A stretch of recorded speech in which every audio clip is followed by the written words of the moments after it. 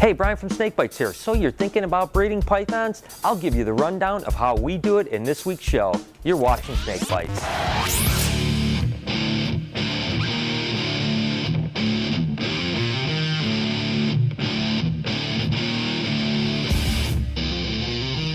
We're about a month and a half into the python breeding season, so I thought it was a perfect time to do a show on how we breed pythons and maybe help you guys if you're deciding to do it. Now, everyone pretty much agrees that there needs to be some cool down to trigger breeding in snakes, but not everyone does it exactly the same way. We're going to just show you how we do it and hopefully it'll help. Now, first off, we keep our temperatures about 84 degrees when it's not the breeding season. That's day and night, and typically have about a 90-degree hot spot on things like these ball pythons. Let's go ahead and start with the cool down.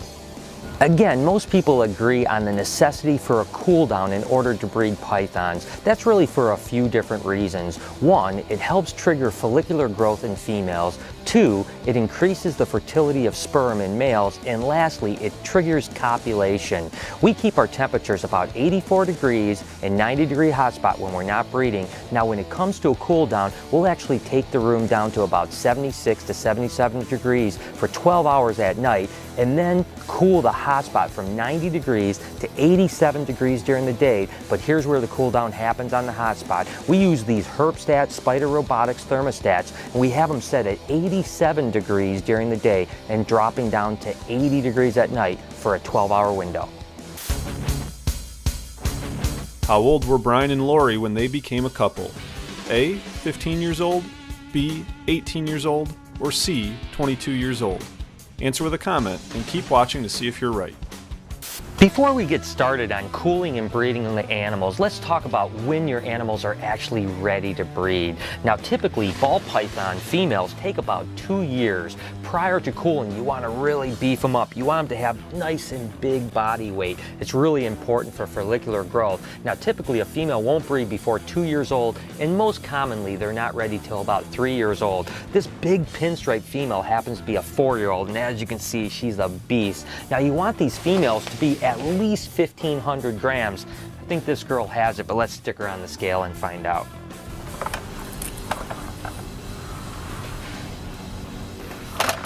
Well, with this girl being almost 2,900 grams, she certainly is over 1,500 grams and should be perfect for breeding. But let's talk about males. There's a couple things to consider. First, weight, and then maturity.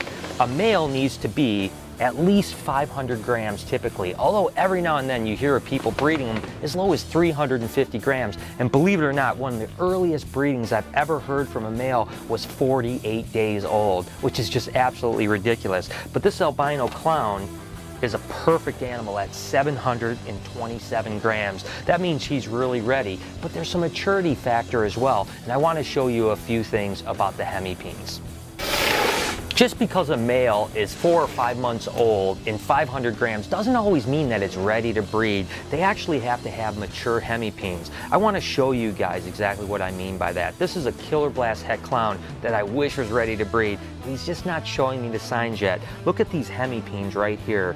You can see as I avert them, they're extremely small and there's absolutely no sperm plugs on them. I want to show you an example of a better animal that's ready to breed.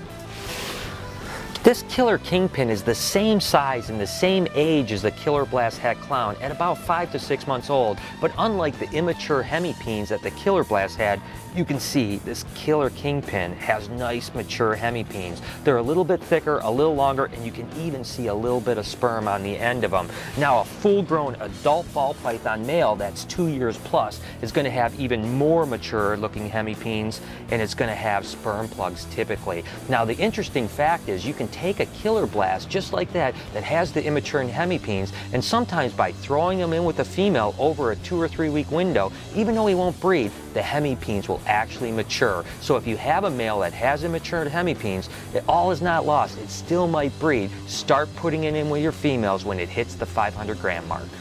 All right, let's say you have a male that's 500 grams ready to breed and a female that's over 1,500 grams. I want to talk to you about follicle growth because after all, a female is going to be receptive when she's at about 10 to 12 millimeters follicles. And then you, of course, want to continue to see those follicles grow. And I'm guessing you guys probably don't have an ultrasound like we do. And we do want to show you the different follicle sizes on our ultrasound. But for you, you're probably going to have to palpate the female. And I want to show you how to do that. Now, a 10 to 12 millimeter follicle is only going to be about the size of a BB, so you're just barely going to be able to tell. And you want to get your index finger right up into their abdomen area. About 2/3 the way down is when you're going to start to feel those little tiny bumps. Now, how I do it is I'll literally put the female's neck right on the edge of the cage and just slowly let her crawl through my finger, again, making pressure with that index finger. It's really important that she crawls through your fingers and you don't move your hand, because as soon as she tightens up,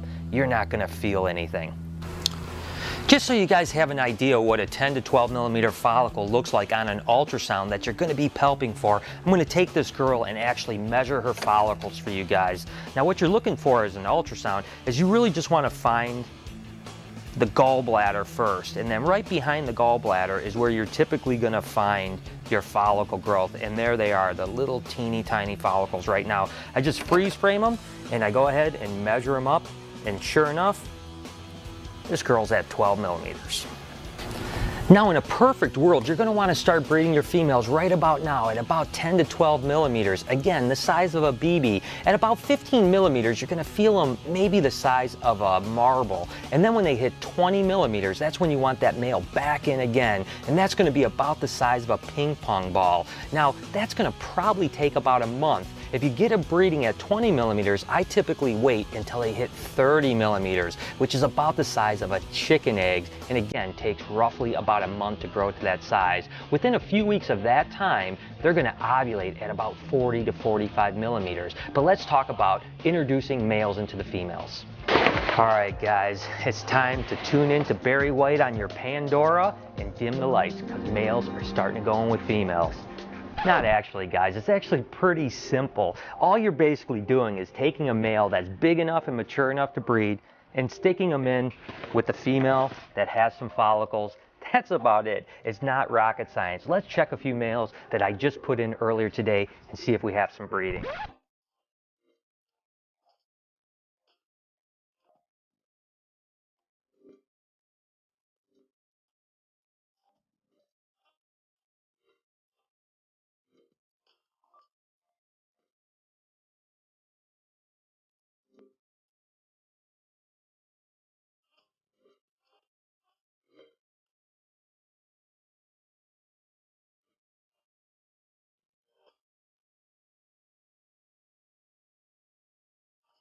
Not every male is going to breed every time you throw them in with a female. I would say on average we probably have about 25 to 30% of our males breeding on any given day. If I hit 50%, I'm feeling like I'm doing really good. But what do you do when you hit one of those just finicky breeders that just will not breed a female?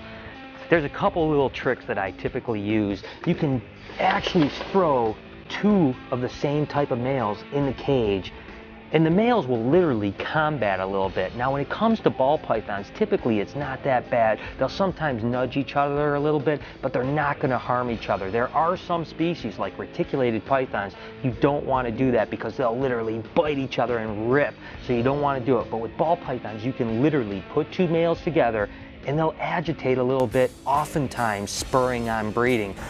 I've just watched these guys for the last 10 or 15 minutes, and you can certainly tell that the one pastel ivory male was the dominant animal. He was nudging and pushing. Again, didn't hurt the animal whatsoever, but I can almost guarantee now that I've taken this other male out, 10 or 15 minutes from now, he's probably going to be locked up with that female. It's the exact same process whether you're breeding carpet pythons, reticulated pythons, Burmese pythons, or even boa constrictors. You're cooling them down and you're just basically switching males into females' cages, and you're doing it for a few months. But there are a couple exceptions, and I want to show it to you right now. There's a handful of boas that actually breed in the spring, not during the cool down. Now, we typically still cool them off and give them that 3 or 4 month cool down, but we don't start putting males and females together until they're warmed up, believe it or not. And it's things like rainbow boas, Brazilians, Colombians, Argentines, as well as a lot of the tree boas like Amazons and emeralds. Again, they're going to be spring breeders after the cool down, and they're typically going to have their babies about the end of summer or early fall. Producing baby snakes is the ultimate goal, right? It's what I live for. I just can't wait to actually handle a beautiful animal like this after it hatches out. Now, if you've done your work really good all winter long by breeding those animals, you're going to warm them up typically right around April. Females are going to ovulate. 50 days later, you're going to get a clutch of eggs. A couple months later, you're going to get an awesome animal like this. And then all the work is certainly more than worth it. Brian Barczyk reporting from WSNK News Channel 7 Detroit. We're outside this Shelby Township apartment where there's been yet another animal attack. And as always, we're going to bring you all the blood and the gore in this exclusive interview. Let's go inside and see what we can find.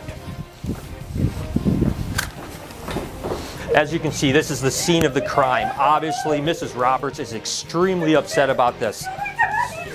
Mrs. Roberts, could you tell me in your own words what happened with this vicious animal attack? There was a beast that bit me. What bit you exactly? It was a beast! A giant, scary beast! She was attacked by a vicious animal. Can you tell me what happened exactly? I was just minding my own business, cutting my salad, and I must have got some tomato juice on me. Must have liked the scent of tomato juice, because it bit me! Well, you can certainly see this is a terrible situation, and these animals have to be stopped. Mrs. Roberts, do you mind if we show our audience the damage that happened while this attack went down? I can't believe it. I don't want to look. People need to see this stuff so they know. Ow! Ah! There it is, right there. Where exactly? Well, it's right there! Can't you It's right see there. it? Well, I'm sorry, I can't quite see it. It's a beast! There it is! Right I'm there! gonna go get my gun. Where is it? It's right there! Can't you see it?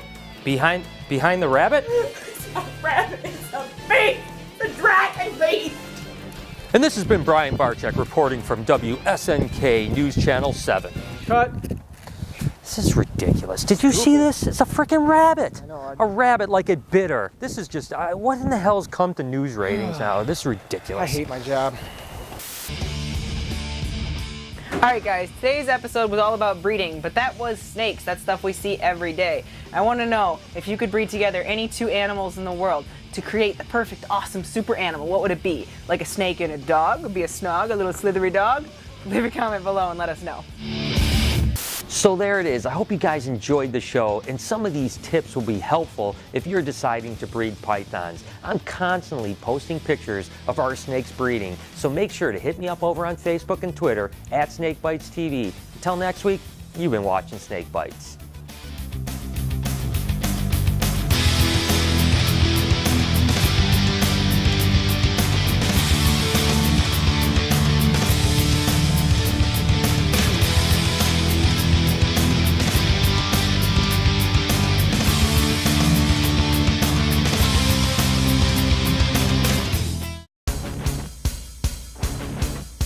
How old were Brian and Lori when they became a couple? Well, if you guessed 18 years old, you were absolutely right. Nice work.